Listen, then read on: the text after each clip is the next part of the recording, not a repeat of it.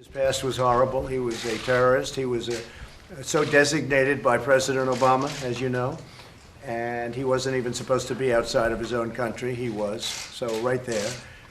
But that's, in a way, the least of it. We had an attack very recently that he was in charge of where we had people horribly wounded, one dead. In fact, the number now, as of this morning, I believe is 2 dead, and that was his. He was traveling with the head of Hezbollah. They weren't there to discuss a vacation. They weren't there to go to a nice resort someplace in Baghdad. They were there to discuss bad business.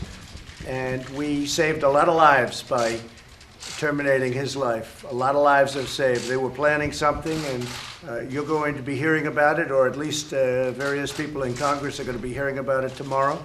Our Secretary of State covered it very well a little while ago. I saw him. I saw his news conference, Mike. And if you want to mention a couple of things in addition to what I've just said, but we had tremendous information. We've been following him for a long time, and we followed his path for those 3 days, and they were not good stops. We didn't like where he was stopping. They were not good stops. We saved a lot of lives, Mike. He's also very much roadside bombs and all of the horrible explosives that you see. He was a big believer and sent them everywhere. He was somebody that we did ourselves, and we did a lot of countries a big favor. And I've been hearing from countries, they were extremely happy with what we did. And if you look inside Iran itself, there were plenty of those leaders that were happy because they feared him and didn't like him in many cases. They're allowed to kill our people. They're allowed to maim our people. They're allowed to blow up everything that we have, and there's nothing that stops them. And we are, according to various laws, supposed to be very careful with their cultural heritage.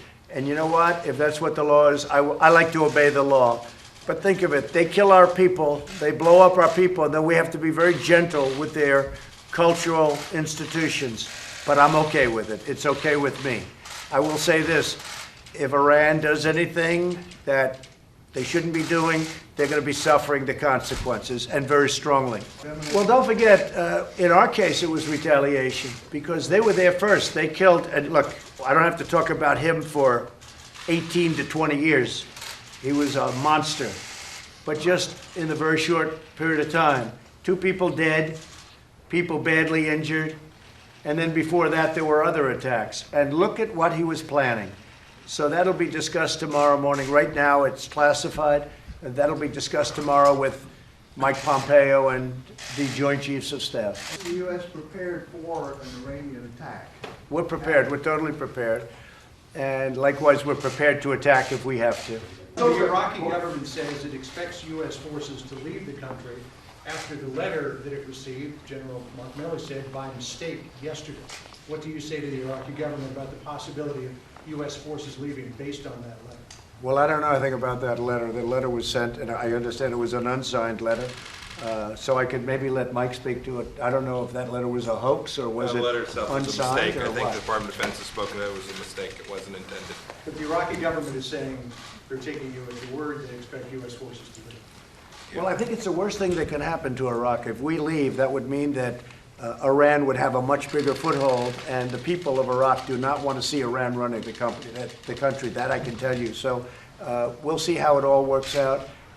I know it's going to work out well for us because at some point we want to be able to get out. We want to bring our soldiers back home. I will say that we have had tremendous support from the people of Iraq, appreciating what we've done, and they don't want to see Iran go into Iraq. But they're neighbors, and over a period of years, something will happen. We'll see what that is.